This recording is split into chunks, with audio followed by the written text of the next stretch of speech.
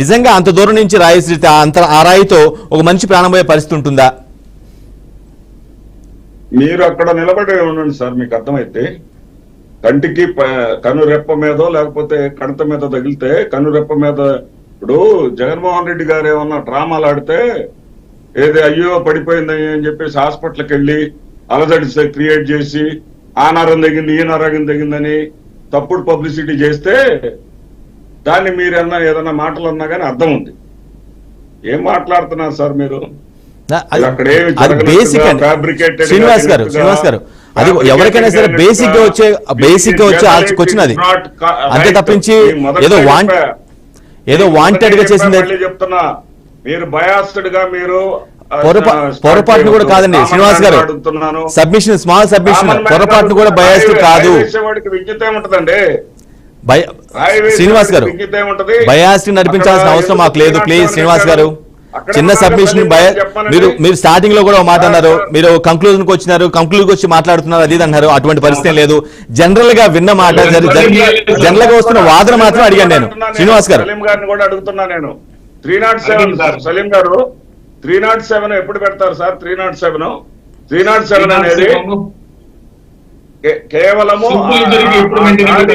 జరిగినటువంటి ప్రదేశానికి తగ్గి ఖచ్చితంగా రాని చోట తగిలితే చనిపోతాడు అనుకుంటేనే కదా 307 పెట్టేది. లేదు, మారణ ఆయుధాలతో అతని మీద అటాక్ చేస్తే చావు బతుకుల నుంచే బయట వస్తుంది కదా, అప్పుడు 307 పెడతారు. తెలుగుదేశం నాయకుడు ఇందాక చెప్పిన దానికి నేను సమాధానం చెప్పాలా? ఎవరండి ముందుగా గుండెపోటు అని చెప్పింది ఎవరండి?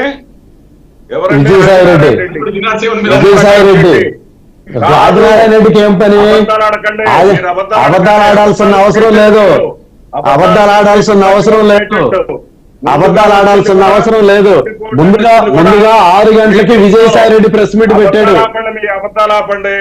మీ అబద్ధాలు మాట్లాడేది అబద్ధాల పుట్టలు మీరు, మేం కాదు అబద్ధాలు ఆడేది మీరు. ఉదయం 6 గంటలకి విజయసాయి రెడ్డి ప్రెస్ మీట్ ముందు మాట్లాడాడు. అసలు చచ్చిపోయింది ఆదినారాయణ రెడ్డికి ఏం తెలుసండి? అసలు ఆదినారాయణ రెడ్డికి ఏం తెలుస్తుంది? మీరు ఏం మాట్లాడుతున్నారు? విజయసాయి రెడ్డి ప్రెస్ మీట్ కి వచ్చి ముందు మాట్లాడాడు. చెప్పింది మీకు గుర్తుండదు. ఏం చెప్పాడు? అన్నదే గుర్తుంటది. ఫస్ట్ మాట్లాడింది విజయసాయి రెడ్డి సార్. లెటర్ ఉంది మరి పరిస్థితి ఇది అని చెప్పేసి చెప్తే లెటర్ దాచిపెట్టమన్న వాళ్ళని మీరు వెనకేసుకొచ్చి అదే లాయర్లను పెట్టుకొని ఆ వెనకాల ఉన్న లాయర్లు ఎవరండి? ఇవాళ కోర్టు వారు, గౌరవ కోర్టు వారు 7గురికి మీ దాకా వచ్చిందో లేదో, చంద్రబాబు నాయుడు గారికి, నారా లోకేష్ గారికి, భువనేశ్వర్ గారికి, బీటెక్ రవి గారికి, మరి పవన్ కళ్యాణ్ గారికి, వీళ్ళందరికీ కూడా ఇక నుంచి ఆ కేసు విషయాన్ని ప్రస్తావించవద్దు ఎన్నికల వరకు అని చెప్పేసి కర్రు గాల్చి వాత పెట్టింది, నోటీసులు ఇచ్చింది.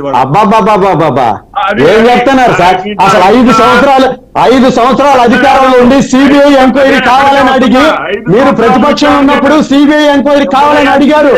అసలు మీరు ముఖ్యమంత్రిగా ఉండి, మీరు పదవుల్లో ఉండి, మీరు అధికారంలో ఉండి కేసులు తేల్చలేని దద్దమ్మ ప్రభుత్వం, చేతగాని ప్రభుత్వం, కావాలని ప్రభుత్వం మీది. మీరు ఈ రోజు మాట్లాడుతున్నారా? ఎవరు చెప్పారు లెటర్ దాచమని? లెటర్ దాచిపెట్టమని ఎవరు చెప్పారు? మీరు 5 సంవత్సరాల్లో కేసు ఎందుకు తేల్చలేదు? 5 సంవత్సరాల్లో నిందితులు ఎందుకు తేల్చలేదు? ఈ రోజు ఏదో కోర్టులో చెప్పారని చెప్పి కర్రుగాల్సి వాత పెట్టారని చెప్తున్నారు. అప్ప ఏం చెప్పారు సార్ శ్రీనివాస్ గారు మీరు? అబ్బాబ్బాబ్బా భలే చెప్పారు సార్ మీరు. అసలు మీరు సిబిఐ మా దగ్గర ఎందుకుంది సార్? కొంచెమన్నా జ్ఞానం ఉందా లేదా? కొంచెమన్నా జ్ఞానం ఉన్న మాటలు మాట్లాడండి.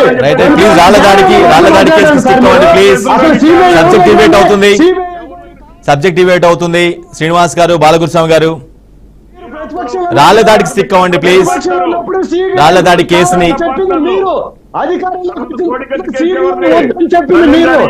సిబిఐ వద్దని చెప్పింది మీరు కాబట్టి మీ ప్రభుత్వం మీద నమ్మకం లేక తన సొంత చెల్లెలు కేసుని హైదరాబాద్ కు మార్చుకున్న సుప్రీంకోర్టుకి వెళ్ళి కొంచెమన్నా సిగ్గు శరం ఉంటే నాకు తెలిసి ఊరేసుకొని చచ్చిపోవాలి జగన్మోహన్ రెడ్డి. సొంత బాబాయ్ కేసే తేల్చలేకపోయాడు సార్. సొంత బాబాయ్ కేసే తేల్చలేదు. మీరు రాళ్ళదారి చిక్కోమండి శ్రీనివాస్ గారు. వివేక కేసుకి వెళ్ళిపోతే మీరు మీ వైపు ఫాంట్లు వచ్చేస్తాయి. శ్రీనివాస్ గారు, సొంత బాబాయ్ కేసే తేల్చలేని చేతగాని ముఖ్యమంత్రి సార్ ఈ భారతదేశంలో అసలు చేతగాని ముఖ్యమంత్రి ఎవరన్నా ఉన్నారంటే మీరు. డైవర్షన్ పాలిటిక్స్ చేసేది మీరు. ఈ డైవర్షన్ పాలిటిక్స్ కి చేతగాని తనానికి నిదర్శనం మీరు సార్. నమ్మని చెప్పేసి తీసుకెళ్ళి ఇతర ఏం చెప్తున్నారు సార్? అబ్బా భలే చెప్పారు. శ్రీనివాస్ గారు నుంచి వచ్చేసి మీరు రాళ్ల దాడికి మాత్రం స్టిక్ అవ్వండి. వివేక మర్డర్ కేసుకి వెళ్తే మాత్రం మీరే ఫాల్ట్ అవుతారు, మీ పార్టీ ఫాల్ట్ అవుతుంది. శ్రీనివాస్ గారు అని చెప్పి 3 సార్లు కట్లు కట్టుకున్నారు. పవన్ కళ్యాణ్ గురించి ఏదో మాట్లాడారు. నిజాలు చెప్పేటప్పుడు ప్లీజ్ ఇద్దరు ఒకేసారి మాట్లాడద్దు please. I'm requesting both. Balakrishna గారు, శ్రీనివాస్ గారు 1 by 1 మాట్లాడండి ప్లీజ్. 1 by 1 please. ఏం చేసినా మిమ్మల్ని ఎవరు నమ్మరు. అసలు మీ బాబాయ్ కేసు తేల్చలేని మీరు ఏం మాట్లాడతారు చెప్పండి. మీరు బాబాయ్ కేసు తేల్చలేకపోయారు, కోడి కట్టు కేసు తేల్చలేకపోయారు. మీరు ఏం చేశారు చెప్పండి. ఏంటిది అక్రమ సంతానం అయిద్దా? ఏం చెప్తున్నారు సార్ మీరు? ఏం చెప్తున్నారంట? Paper cutting. అబ్బా మా లోకేష్ గారు మీడియా ముందుకు వస్తే సాక్షి ఏడుంది అమ్మ సాక్షి అని అడుగుతారు. మీరు ఆంధ్రజ్యోతి వచ్చినా, ఈనాడు వచ్చినా, TV5 వచ్చినా సుచ్చు పోసుకుంటుంటారు మీరు. అసలు మీ జగన్మోహన్ రెడ్డి ఆ స్క్రిప్ట్ చూడకుండా కూడా చదవలేడు. మీరు మీడియా ముందు ABN, ETV, TV5 లేకుండా మీరు మాట్లాడలేరు. పత్రికల మీద ప్రజలు ఉమ్మేస్తున్నారు. అందరూ వస్తున్నారు. ఎవరి మీద ఉమ్మేసేది తెలిసిపోతుంది సార్. ఎవరి మీద ఉమ్మేస్తున్నారు, ఏం చేస్తున్నారు. ప్రజలు వేసినప్పుడు మీకెందుకండి భయం? మీరు అధికారంలోకి వచ్చిన తర్వాత పేపర్ల మీద ఆంక్షలు, టీవీల మీద ఆంక్షలు, మీ బతుకంతా ఆంక్షలే. మీరు నిజంగా టీవీలు కూడా చూడకుండా అసలు చాలా రోజులు మీరు ఛానల్స్ ని TV5, ABN, ETV, మహాన్యూస్ ధైర్యంగా మీరు జనాలను చూడనీయకుండా ఆఫ్ చేసిన చేతగానే సార్. మీరు పిరికి వాళ్ళు సార్. మీరు ఎందుకు చెప్తున్నారు సార్? మీరు మీ ప్రభుత్వం అసలు మీరు టీవీల మీద ఆంక్షలు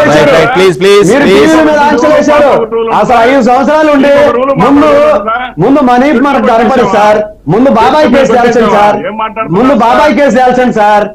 బాబాయ్ కేసు తేల్చండి సార్. మీరే సార్ తేల్చాల్సిందే. కొంచెం సిగ్గున్నారు సార్. సిగ్గున్నారు ఆ మాటలు. మీరు 5 సంవత్సరాల ప్రభుత్వంలో ఉండి సీఎం గా ఉండి అధికారంలో ఉండి సబ్జెక్ట్ డిబేట్ అవుతుంది ప్లీజ్. బాలకృష్ణ గారు, శ్రీనివాస్ గారు సబ్జెక్ట్ డిబేట్ అవుతుంది. బాలకృష్ణ శ్రీనివాస్ గారు ప్లీజ్. అది కరెక్ట్ కాదు. రాళ్ల దాడి కేసుకి స్టిక్ అవ్వాలి. మీరు వేరే అంశం గురించి మాట్లాడుతున్నారు. అది సరికాదు. సమయం మించిపోతుంది. మీరు మాట్లాడుతున్నారు 5 సంవత్సరాలు ముఖ్యమంత్రిగా ఉండి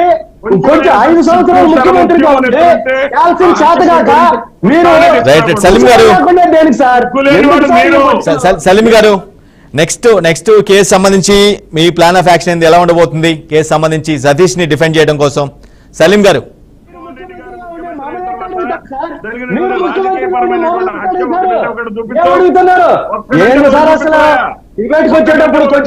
ప్లీజ్ డిబేట్ కొనసాగనివ్వండి ప్లీజ్. ఇద్దరిని రిక్వెస్ట్ చేస్తున్నాను. శ్రీనివాస్ గారు ప్లీజ్ క్వైట్ ప్లీజ్.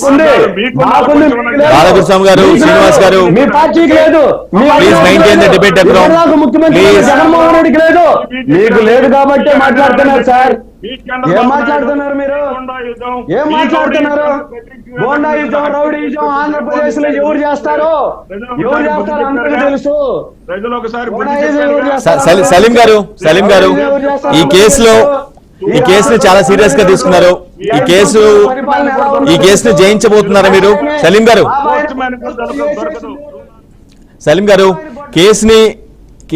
ఈ కేసు నుంచి బయటపడటానికి కానీ బయటపడటానికి సతీష్ ని బయట తీసుకురావడానికి మీరు ఎటువంటి ప్రణాళిక సిద్ధం చేసుకున్నారు? సలీం గారు, సలీం గారు సార్ ఇద్దరు కాంపౌండ్ సార్ ప్లీజ్ చెప్పండి సార్. ఏమండి కేసుని సలీం గారు